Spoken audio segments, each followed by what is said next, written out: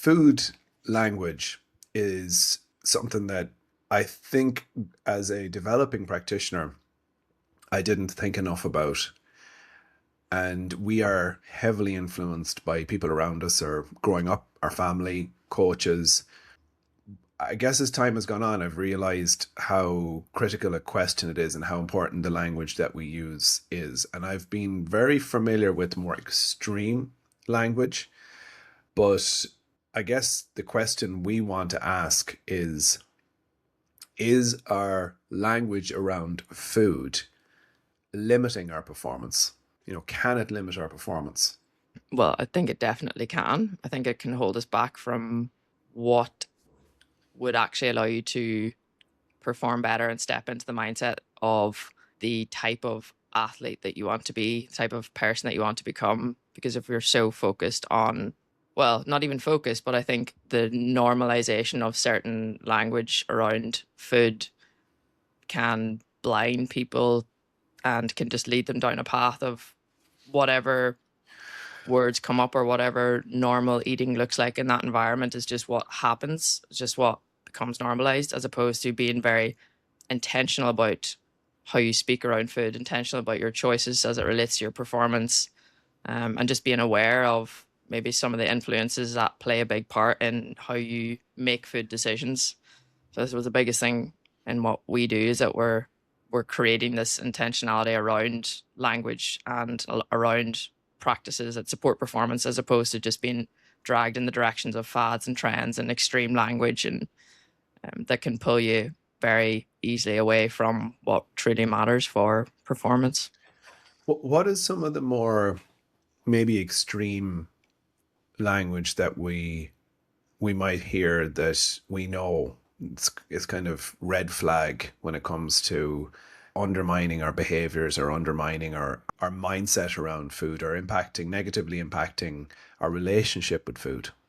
I think language that directs it purely towards appearance or aesthetics, like that just simply reduces food to a means to adjust how you look, or restricting calories, or viewing food as either good or bad, off limits, like can't have these foods are good. Very black and white terms around food that don't actually connect it to health or performance, or viewing it as a way that can provide nourishment and enjoyment. It's very much just calculated and quite restrictive. Hmm. It's funny when I asked the question myself, apart from the clean eating, which I don't think people would even view maybe as more extreme negative language, they Yeah, it's like wouldn't. health nearly. That clean eating is definitely more linked with health. I think people would, even athletes or coaches, you could hear them saying, "No, I'm eating clean," Hmm. whereas you're eating dirty, and then you're there's a dirty bulking in more in the bodybuilding space. But I think that there's a whole colloquial, there's a local language associated with your food where you can hear, I suppose, things being linked to being poisonous or Mm. rotten, or it's very easy to categorize food as being just pure garbage. Yeah. Um, I mean, even if I think about my own upbringing, I would have been brought up in a very, very open home. But I mean, my dad would have talked to me about takeaways being pure rubbish. That's the that's the link I would have had with takeout food being just rubbish. That's garbage food. Yeah. And And I never would have thought about it as being anything negative. oh, No, no, I'm what do you just mean? saying I wouldn't have had made any connections to that. Mm. I suppose there's an isolated part of it that people just view that when you that's all it is. Like that is just, if it's not good for you, there's no benefits in it. And I think sometimes you don't really go for a takeaway anyway for the any form of benefits. It's purely for like pleasure. But it's just seeing that that's, if there's a that plays a part, it plays a role in food as a whole. I suppose people can become so sucked into that being a huge negative impact on every other decision that they've made, and it influences like the next day, or it influences how they feel about themselves.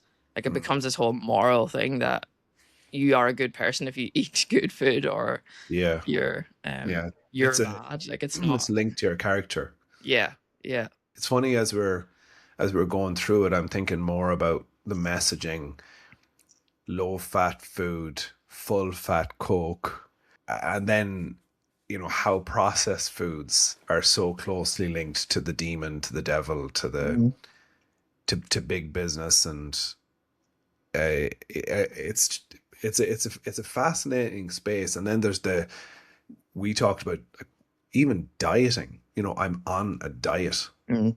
and what that represents. I mean, how cruel and how harsh and how challenging and how brutal that can be for people. Yeah. But like we talk about like the performance like bubble that we create, that like other than listening to clients or hearing stories from maybe like friends or family, like I'm not in the world of hearing all about those like diets, and like that's not what I'm paying attention to. But going back to that first point of what becomes normal when you're not paying attention to the influence that those messages are having, is like the time that you spend on social media looking at all this stuff, or the time that's spent on like advertising and getting sucked into that messaging that can really start to shape how you. Because if I was listening to all that, I 100% would be influenced by it if that's what was constantly going into my head. So it's not like this, you need to have this stronger, more resilient mindset. It's like you have to be very intentional about what you're consuming and what messages that you're letting into your head. So it is, we live in a world where it is highly like it's just constantly changing in terms of what the fads are, what is viewed as good and bad, and now this like health over optimization of you have to be doing everything perfect or you're doing everything wrong otherwise is a lot of pressure. It's like, can you step away from that and start to look at, which is what we try to build with every one of our clients, and what we're doing in Veris is what actually matters here. Like, how do you remove the noise? How much attention are you paying to that, and how can you be more intentional with with what's going into your bubble? It's amazing how that bubble concept, how much that comes through in so many of the conversations I'm having from the different environments that you're in. So you've got your home environment, your work environment, and then you've got your performance environment, and they're all linked. But what how do you protect yourself, and how do you create the right type of space around you that's really well protected and that you're protecting yourself, but from lots of different from I mean, we're talking about diet language, and we're talking about negative language related to food, which is everywhere. But if you are not clear about how you operate and how you think and what your language is in those different environments, if you're not clear on that, it's far easier to be influenced Yeah, clear how you operate, and what it's all for. and Like what it's for. why does it matter that these things are important? Because you have to be okay with it's. I think it's not just being okay with, I suppose, not appearing to be nice, to not be people pleasing, or to not be just getting roped into everybody pulling you in all these directions. It's like you can set boundaries that allow you to have respect for your time and energy, but only if you're clear of what that's for. Because otherwise, it can probably feel like you're not, I don't know, you're not being kind to others. It's big. There's a big difference in like being nice and being kind. We talked this morning in our science discussion about the framework and around the language, and how young athletes can be really susceptible to the language and to being influenced, and that can have a direct impact on their behaviors. What are the kind of things we need to look out for, maybe from parents or coaches of young athletes? So we spoke about this morning. A lot of it was around language, and that's that early messaging strongly influences how a young athlete, because they're so vulnerable and they're soaking up all these messages, and the closest person to them, or the role models, the parents and coaches that might have their own view of food and relationship with food, that influences the language that they use. So this was all about being conscious of that, and being aware of what the primary goal or where food sits in a young athlete's life, that it is there to provide foundational energy for the building blocks of growth, to be able to adapt from the training sessions, to be strong and resilient and have a long lasting career. So it's for parents and coaches to really recognize that what the goal is not for a young athlete to appear a certain way or to look like an athlete. It's about building those strong foundations to allow them to not just play well in their sport, but to be fit and capable of handling the increasing demands that's going to continue to come through their sport. Well, there's a lot of other things, but I can. No, I wanted to really emphasize, because you were getting to it. I know you were getting to it. The point that we made about decision making and how much. So we talk a lot about fuel for performance, maintaining a certain level of intensity. But I think we identified as well today that we probably don't place enough focus with young athletes or athletes in general on cognition and the right decision. Because ultimately, like if I think about being involved in elite sport or playing myself over a 20-year period, people will say the best athletes define themselves in those pressure moments by making the right decisions and executing under pressure. But if you have not carried out the most essential nutrition and hydration strategies, you're not going to put yourself in the position to make those decisions for yourself, for your team. Yeah, the impact. So that was came from the impact of under fueling, like not getting the right nutrients consistently into your body. But then, especially in those critical moments, it's probably the one that's going to most relate to a younger athlete if they can like speak about their performance and pinpoint exactly where maybe the mistakes are more likely to happen, like the at the end of a game where you're fatigued, you're under pressure, making the right decision matters more than maybe the first couple of minutes of a game, and connecting it to that is going to be more of a motivating factor to get some of the key interventions right, like their pre-training or pre-match meal, or the day before, actually having a real strong purpose that connects to their performance, that they're able to not just make the right decision, but to be able to make it at speed when things are moving at a fast pace, and they still have the energy to either make the last run or to make the final decision, the right one that's going to save the team, or it's going to have a big impact on the score line. It's those things that are going to connect to a younger athlete. Definitely, me when I was younger, I would not have been a health or protection of my bones, or you're not thinking about that. That might be what the parent wants to consider and think about, but for a young athlete to buy into these messages, it will be about their how they can express themselves and play their best. What do you think about the word fuel? Yeah, I know we've been back and forth of this for a while, but I'm not sure, is it because it is in or for practitioners and in or space, it's talked about in research. It's the word that is underfueling, overfueling, or it's used over and over again, but it's not. That might be where the resistance comes from, but in the real world, it's not. In the Do you have everyday, resistance to it? uh, anything that I see like repeated, I feel a sense of like, God, this is used a lot. There has to be another way to say it. There has to be a better way to like explain this, because if words are like used the same as AI or like ChatGPT using similar things, everyone then just it becomes not. It doesn't become the meaning anymore.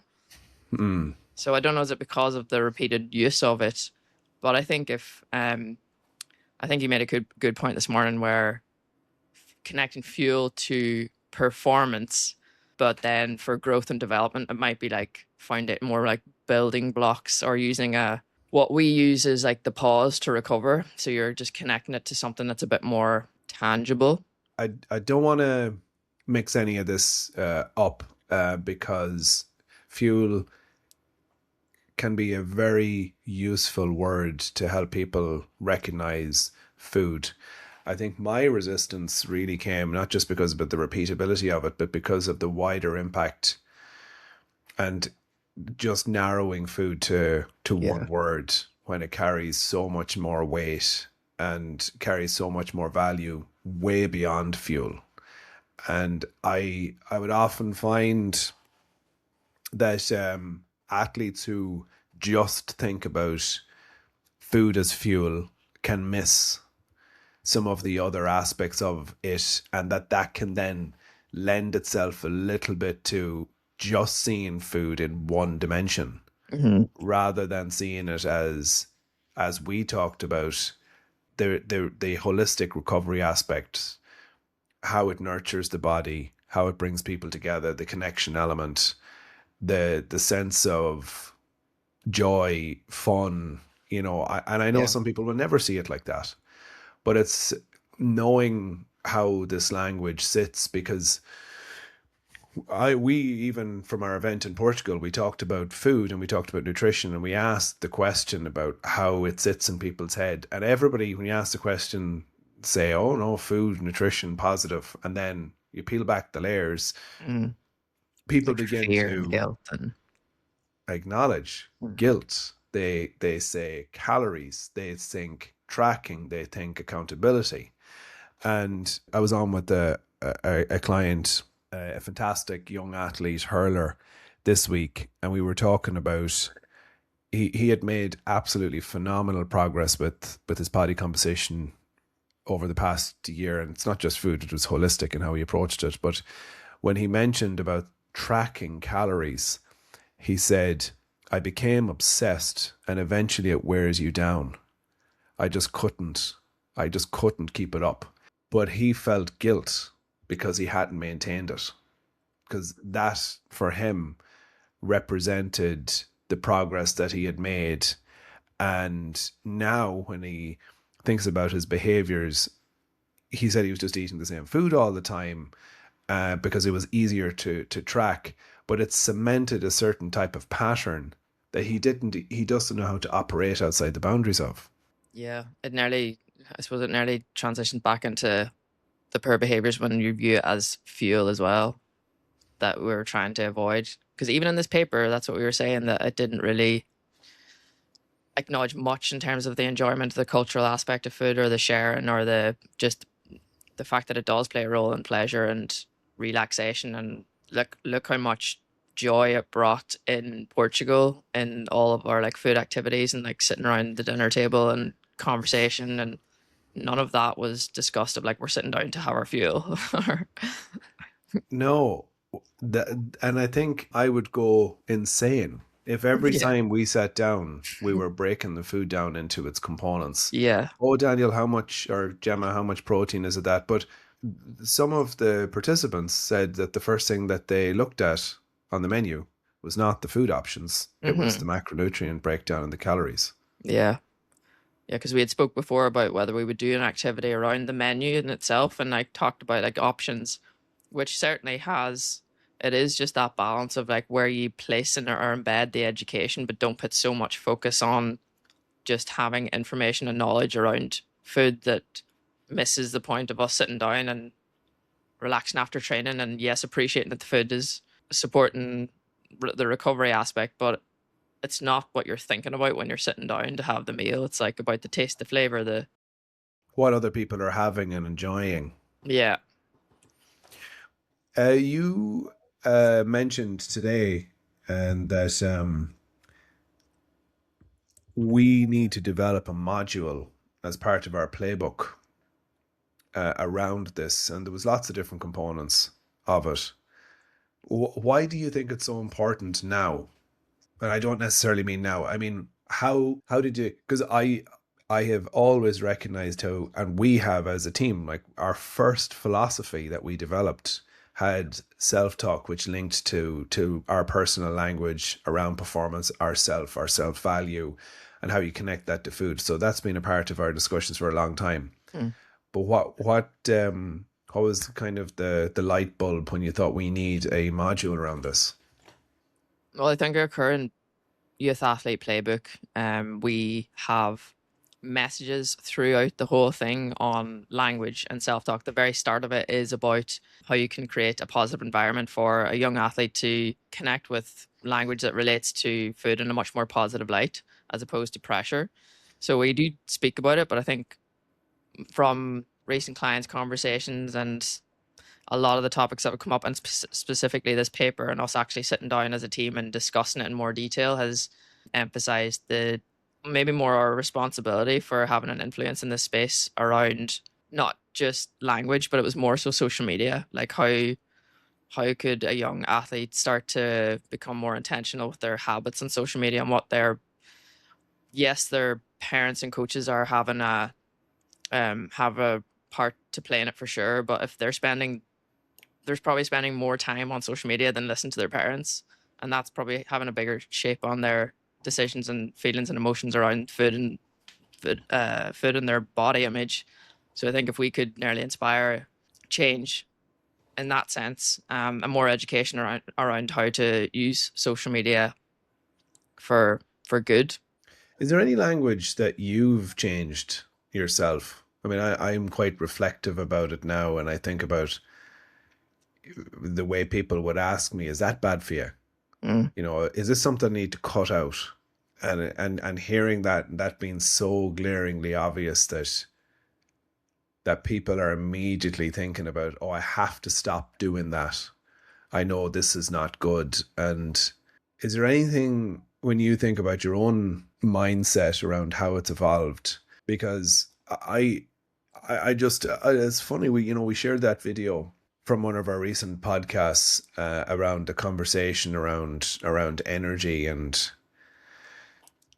I said it's such a great place to be in, to have such freedom, to know how to eat and to structure training and life and meals in a way that gives you the best chance to have a good day, whatever the demands of that day. Mm. But is there anything in your own evolution as a high performer, as an athlete, any change in your own language? Yeah, there definitely is. I suppose from a how I view food now is, I would say even before energy definitely, but even before that is like enjoyment. Like I put meals together because I know I'm going to like eating this, but it always has the components from a nutrition point of view that supports what I need. But I'm not Might look starting great, but it. Well, it actually, before that is aesthetics. Like, how good does this meal look? Will it take a good picture? it might look like it's got all of the nutrients in it, and it mightn't look very tasty, but it does end up being tasty. That's not true. Put soy sauce and ketchup on top. Yeah, and energy. Like, is it gonna help me feel good in an hour or two, or I'm training in a couple of hours. Like, I know this is gonna be decent and sit well. So, but I would say majority of the time it's focused on. Even when we were in Portugal, it was like, what are you having for breakfast tomorrow? It was about what do I want to try? Like, what am I gonna enjoy? It wasn't always just, yeah. Whereas I know what it's like to not have food freedom. I know what it's like to um, feel like trapped in decision making purely based on like what you think is good. So I think nearly having that previous experience to like what it's like on the other side is more encouraging to know that what we're talking about really does work and can allow people to feel the same about food. But then we had examples from Portugal as well, and you hear it from clients where food doesn't have that big of it simply is just, Mm. there's no maybe, You're just eating to get yeah, by and to do what you need to do. It doesn't hold that place of real value. And I don't, when we meet people and they feel like that, we're not trying to yeah, change your complete outlook on things, but just to make you a bit more conscious of, right, well, here's what you can do to mm, have the energy for you to do the things you really want to do as best you can. yeah. But I have seen and even in reading pauses there, even though that might have been the case, that there is sometimes still a change in terms of enjoyment of cooking and finding that later down the line It when can grow. it definitely can, yeah. What's a good practice, do you think? Because I I think it's great. You know the great value of the pause. So just for anyone who's listening that mightn't have heard us talk about the pause before, Mm. it's something we get people to do each week, either by email, by doing a quick pause and reflecting on what's worked well and how their energy is and what they might need to change, or through note keeping. You begin to make connections and establish patterns between how you're feeling and the decisions that you make. What do you think is a good way to view this so you can be more conscious of your food language for you or for your family or for the athletes that you know? Mm. Well, I think to listen first, because for many people at the start, when we have these conversations or bring this topic up, there is a pause even immediately in their own thinking I was like, oh, I never thought about that before, or not realizing what type of language is being used. So I think to pause and then also spend a bit of time just listening what's going in from your own language, but also like what are the influencing factors outside of that? What are other people saying in your bubble? Because that is influencing your thoughts. And then the next step would be like, how can you start to challenge that, put certain boundaries in place, or yeah, being intentional with what maybe the use of social media. I think that's probably the strongest place to start that could actually for you to bring back more control into like what's going into your headspace Hmm. and how you It's decide how you want to. it's funny how you mention social media, and because I am not following these accounts or I don't get this stuff sent to me, or pushed towards. I don't have good examples, but something that did catch my eye a couple of weeks ago that really bugged me, and it did make me, it really irritated me, was where somebody linked quite an influential trainer online, who puts out information for elite athletes, linked a type of cereal to shitting yourself. And not only was he connecting the cereal to saying something like you shitting yourself, or, so that was how he had put those things together, but it was also completely inaccurate. Mm, So it wasn't just about the language, it was also wrong. wrong.